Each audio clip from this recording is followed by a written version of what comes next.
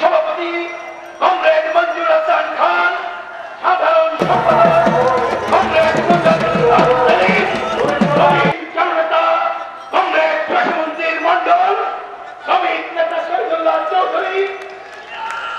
অনুরোধ করছি যারা সংগ্রামী নেতৃবৃন্দ, শুরুতে বাংলাদেশের ছাত্র সমাজের পক্ষ থেকে এই সমাবেশে বক্তব্য রাখছে বাংলাদেশ ছাত্র ইউনিয়নের সংগ্রামী সভাপতি তরুণ কমিউনিস্ট ফেরদৌস আহমেদ উজ্জ্বল। শোষণমুক্ত বাংলাদেশের কথা বললেও ছাত্র সমাজের উপর শোষণ চলছে। আজকে যার টাকা আছে তার জন্যই কেবল শিক্ষা আছে, এই নীতি প্রত্যেকটা সরকার আজকে জারি করেছে। আমরা ছাত্র সমাজের পক্ষ থেকে বলতে চাই, ছাত্র ইউনিয়নের পক্ষ থেকে বলতে চাই, টাকা যার শিক্ষা তার, আমরা এই নীতি মানি না, মানতে পারে না।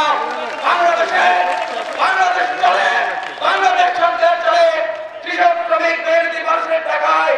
সেই দেশে কৃষক শ্রমিকের সন্তান শিক্ষার অধিকার পাবে না। আমরা এই দেশ পারি না। আমরা 2,70,00,000 যুবকের মধ্যে 1,70,00,000 নারী, 1 কোটি হচ্ছে পুরুষ। প্রিয় বন্ধুরা আমার, এই 2,70,00,000 যুবক তার বেকারত্বের কারণ হচ্ছে তাদের উপযুক্ত শিক্ষা অভাব। সেই কারণে আজকে আমরা আওয়াজ তুলেছি, কোটি যুবকের এক আওয়াজ, চাই শিক্ষা চাই কাজ। প্রিয় বন্ধুরা, আজকে আপনারা যে হাজির হয়েছেন তাদের মাধ্যমে বাংলাদেশের প্রান্তরে, খেতে খামারে, কলে কারখানায়, স্কুল কলেজ সর্বত্র এই আওয়াজ উঠবে, কোটি যুবকের এক আওয়াজ, চাই শিক্ষা চাই কাজ।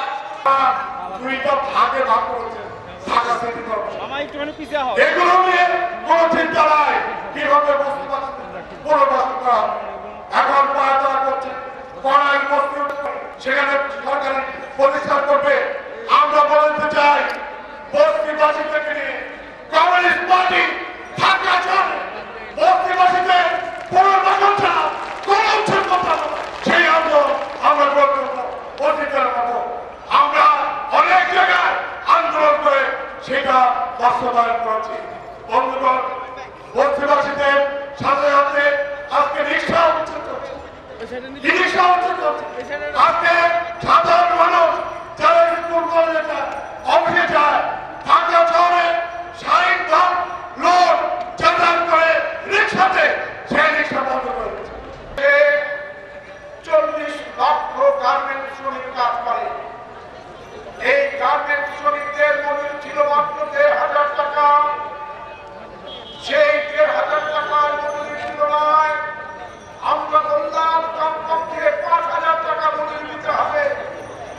সেই মজুরির দাবিতে সারা দেশে যেখানে গার্মেন্টস আছে সেখানে যখন গার্মেন্টস শ্রমিক আন্দোলন করে, সরকার কোন রকমের আলাপ আলোচনা ছাড়াই 3,000 টাকা করে একটি রায় ঘোষণা করবে। সারা দেশের শ্রমিকরা প্রতিবাদ করার কারণে সেই প্রতিবাদে নারায়ণগঞ্জ, ঢাকা, বিভিন্ন অঞ্চল, শ্রমিকরা যখন তাদের দাবিতে মিছিল করা শুরু করে, সরকার মনে করলেন যেহেতু এই আন্দোলনে আজকে কমিউনিস্টদের একজন আন্দোলনের নেতৃত্ব দিচ্ছে, তাদের গ্রেপ্তার করো। গ্রেপ্তার করা হলো, 14টি মামলা দেওয়া হলো। সাধারণ শ্রমিক নারী, তাকে 14টি মামলা দেওয়া হলো। সেই মামলা প্রত্যাহারে প্রতিদিন কথা বলে, কিন্তু প্রত্যাহার করে না। সরকারের নীতি হচ্ছে এই, মালিক পক্ষ যা বলবে সেটাই কোনো না কোনো ভাবে শ্রমিকদের উপরে চাপিয়ে দেওয়া হবে। এবং সারা দেশে আজকে শ্রমিকদের রেশন দেওয়ার জন্য যে দাবি উঠেছে, সেই দাবি সরকার এখনো পূরণ করে নাই। আমরা দাবি করেছি 5,000 টাকা ন্যূনতম মজুরি দিতে হবে। প্রতি শ্রমিককে তার পরিবারের সংখ্যা অনুযায়ী রেশন দিতে হবে। শহীদের রক্ত দেব না, ইমানসুর রক্ত দেব না, বিপ্লব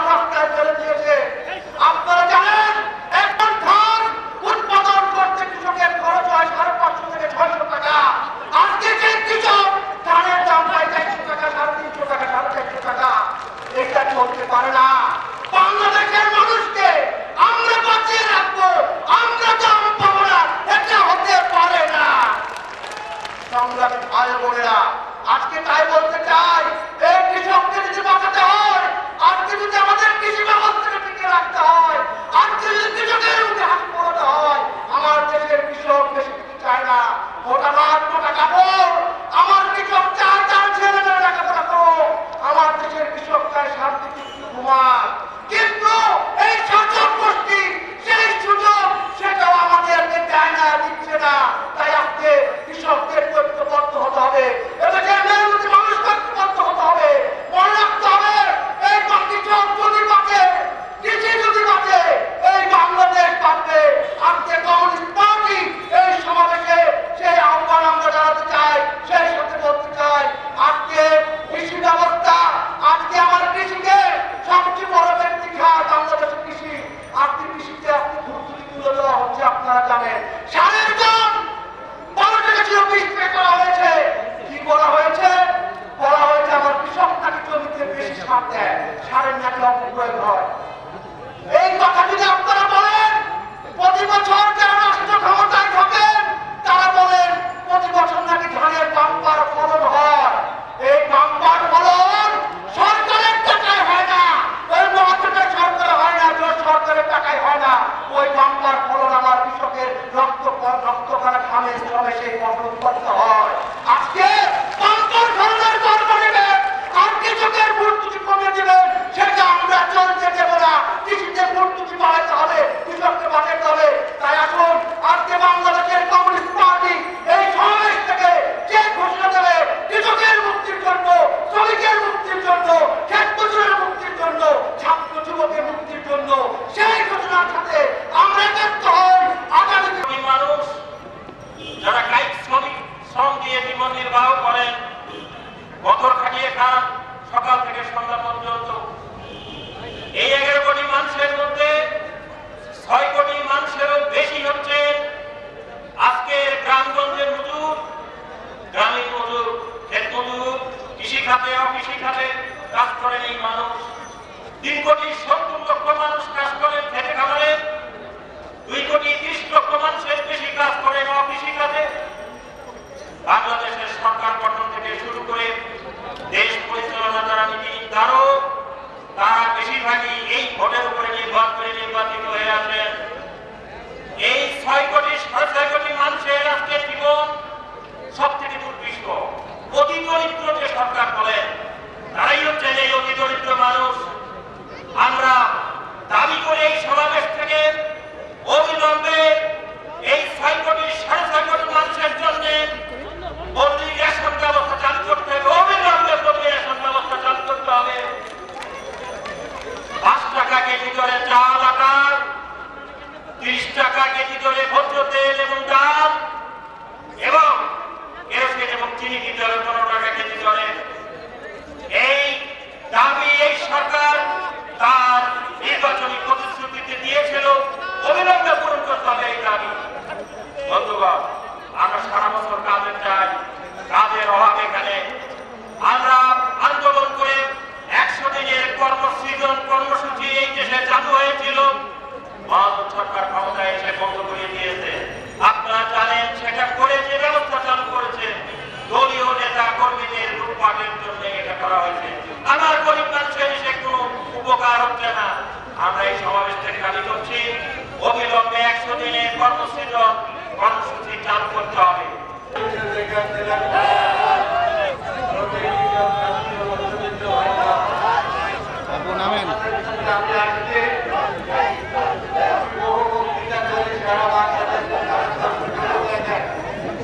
আমি 4টা কথা বক্তৃতা করি, এখানে সেই 4টা কথা বলার জন্য আসছি। বহু বক্তৃতা শুনেছেন, বহু নেতাকে দেখেছেন। আমার পার্টির নেতা আমার পার্টির বক্তব্য সেইভাবে শুনলেন নাই, আমরাও শোনাতে পারি না। আমার পার্টিতে 42 বছরের জেল খাটা লোক আছে, আমার পার্টিতে 22 বছর জেল খাটা লোক আছে। আমি 17 বছর জেল খেটেছি এবং জেল খাটায় বহু লড়াই করেছি, বহু লড়াই করেছি। আমি এখনো কমিউনিস্ট পার্টি করি, মরা পর্যন্ত করিতেই হয়েছে। কারণ অন্য কোনো পার্টি দিয়ে, কোনো হিযোগ দিয়ে, মাছ ছাড়া গরিব মানুষের জানা পা ফাটা ছোট লোক গুলি কাবাডি এই সাদা দেখালে অবস্থার পরিবর্তন কমিউনিস্ট পার্টি ছাড়া কোনো সারা করতে পারবে না। ইতিহাসে আমরা অনেক সরকার দেখেছি, আমরা নির্বাচিত সরকার দেখেছি, আমরা সামরিক সরকার দেখেছি, আমরা সরকার দেখেছি। বক্তব্য বিগত 2 দশকে আমি ফেস্টিভ্যালের আওয়ামী লীগ আর বিএনপি তাদের পালাক্রমে ক্ষমতায় আসতে দেখেছি। ভাগ দেশের মানুষের বড় হতভাগ দেশের মানুষ আমরা আজ পর্যন্ত একটি দেশপ্রেমিক সরকার পেলাম না। এত সরকারের রাজ করো কিন্তু দেশপ্রেমিক সরকার আমরা পেলাম না। আমার দেশের খনিজ সম্পদ, আমার দেশের গ্যাস, আমার দেশের কয়লা যা জাতীয় স্বার্থ বিসর্জন দিয়ে বিদেশি কোম্পানির হাতে তুলে দেয়, আমরা তাকে দেশপ্রেমিক সরকার বলতে পারি না। শ্রমিকদের যদি ট্রেড ইউনিয়নের রাইট থাকে, অধিকার থাকে, তাহলে শ্রমিকদেরকে ইচ্ছা অনুযায়ী তারা শোষণ করতে পারবে না। সে কারণে খুব সুকৌশলে এমনভাবে শ্রম 2006 তারা পাশ করিয়েছেন, অনেক শর্ত নিয়ে এসছে, যার ফলে বাংলাদেশে বর্তমানে কোন ট্রেড ইউনিয়ন গড়ে তোলার কোন পথ নাই, কোথাও শ্রমিকরা সংগঠন করতে পারছে না। আর এই সংগঠন নেতৃত্বের যে ঘাটতি, সেই সুযোগ নিয়ে বাংলাদেশের মালিকরা নিরঙ্কুশভাবে শ্রমিকদের মজুরি আত্মসাৎ করে তারা বড় হচ্ছে। তারা কোটি কোটি শত কোটি মালিক হচ্ছে, শত কোটি টাকার মালিক, তারা হাজার কোটি মালিক হচ্ছে। আর শ্রমিকরা প্রতিনিয়ত তার মজুরি এবং অধিকার থেকে তারা বঞ্চিত হচ্ছে। 71 সালের 9 মাস আমরা যখন মুক্তিযুদ্ধ করি, ওটা বাঙালি জাতি যখন ঐক্যবদ্ধ, তখন কিছু সংখ্যক কোরআনগার তারা এই পাক বাহিনীকে গ্রামে নিয়ে গিয়ে গ্রামের পর গ্রাম জ্বালিয়ে ছাড় করে দিয়েছিল, তারা হত্যা লুণ্ঠন করেছিল, তারা মালে গরিমত বলে আমার মা বোনদেরকে পাক বাহিনীর হাতে তুলে দিয়েছিল, ধর্ষণ করেছিল। এইসব হত্যা, খুন, অগ্নিসংযোগ, ধর্ষণ যারা করেছিল, তাদের বাংলাদেশকে তাদের বিচার হয় নাই। এই তো ছিল বাঙালি জাতি মনের কষ্ট, এই তো ছিল আমাদের স্বাধীনতার উপর একটা কলঙ্ক। কেউ খাবে আর কেউ খাবে না, তা হবে না, তা হবে না। আমাদেরকে বঞ্চিত করা হয়েছিল, আমরা আন্দোলন করেছি, অস্ত্র তুলে দিয়েছি, অধিকার প্রতিষ্ঠার জন্য দেশকে স্বাধীন করেছি। পাকিস্তানি আমলে একই রাষ্ট্রের ভেতরে ছিল 2 অর্থনীতি, সেই